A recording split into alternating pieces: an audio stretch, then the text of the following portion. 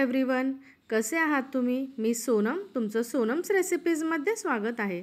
आज आपण बनवणार आहोत अगदी कमी सामान वापरून रसमलाई, घरगुती अशी छान रसमलाई। त्याच्यासाठी मी घेतलं आहे दूध, साखर आणि व्हिनेगर।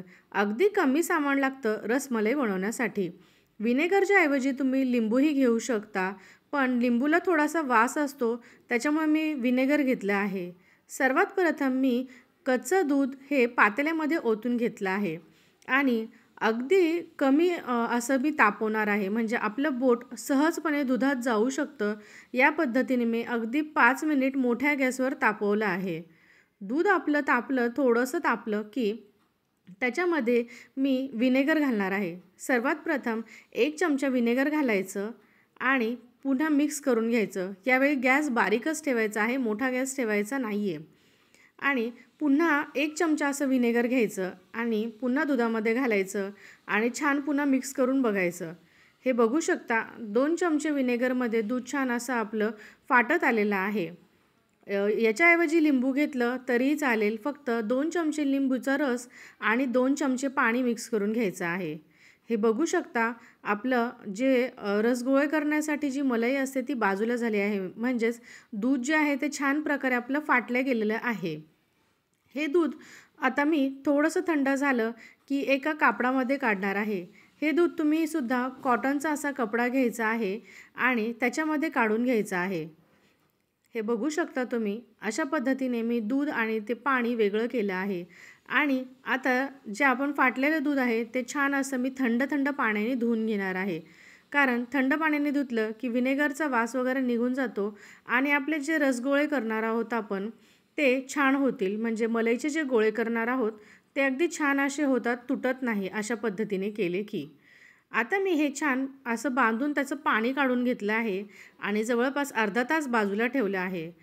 आपलं रसमलाईचे जे गोळे आहेत ते तयार होत आहेत, तोपर्यंत मी पातेल्यामध्ये अजून 1 लिटर असं दूध घेतलेलं आहे।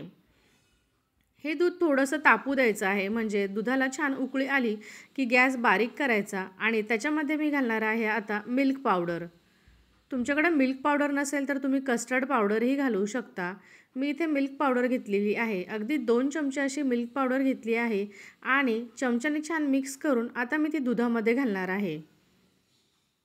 हे बघू शकता तुम्ही, मी दुधामध्ये घातली आहे आता आणि पुन्हा दूध छान मिक्स करून घ्यायचं आहे आणि पुन्हा छान 5 मिनिट असं बारीक गॅसवर उकळू द्यायचं आहे।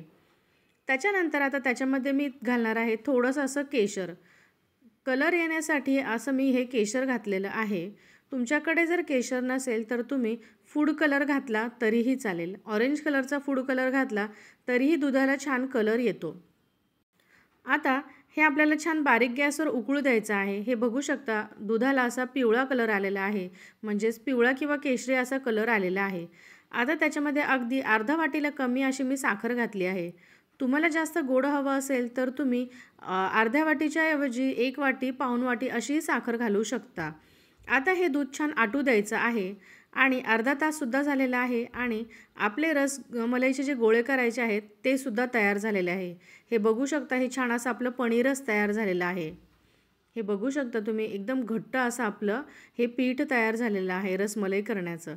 आता याला छान मळून घ्यायचं आहे। ते मळण्याच्या आधी मी आता रसगोळे जे उकळणार आहोत आपण त्याच्यासाठी मी पाणी घेतलं आहे।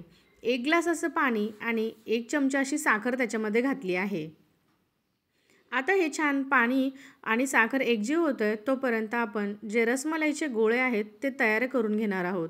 रसमलाईचे गोळे करण्यासाठी जे आपण फाटलेलं दूध घेतलं आहे ते छान मळून घ्यायचं आहे, म्हणजेच आपला जो तळहात आहे त्या हाताने आपल्याला छान असं मळून घ्यायचं आहे। हे बघू शकता तुम्ही, जेव्हा तुम्ही अशा पद्धतीने मळताल तेव्हाच ते जे गोळे आहेत ते छान होतील। काही जण याच्यामध्ये कस्टर्ड पावडरसुद्धा घालतात, पण मी कस्टर्ड पावडर न घालताच केलेलं आहे। हे बघू शकता मी खूप छान असं मळून घेतलेलं आहे त्याला आणि त्याच्यानंतर मी याचे असे छान असे गोळे करून घेणार आहेत। मी असे गोल गोळे केले आणि हाताने थोडेसे असे चपटे केले आहेत। हे बघू शकता तुम्ही, अशा पद्धतीने चपटे करा किंवा गोल ठेवा। गोल ठेवले तरी छान लागतात, चपटे ठेवले तरी चालतात। अशा पद्धतीने 1 लिटर दुधामध्ये जवळपास 30 ते 35 असे माझे हे रसमलाईचे गोळे तयार करून झालेले आहेत। आता साईड बाय साईड आपलं पाणीसुद्धा छान असं उकळून होतं आहे आणि आता मी हे सगळे जे रस गोळे केलेले आहेत, हे गोळे मी मलईचे जे गोळे आहेत ते पाण्यामध्ये घालणार आहे. गॅस इथे बारीकच ठेवायचा आहे. गॅस मोठा ठेवला की हे मलईचे जे गोळे आहेत ते तुटू शकतात.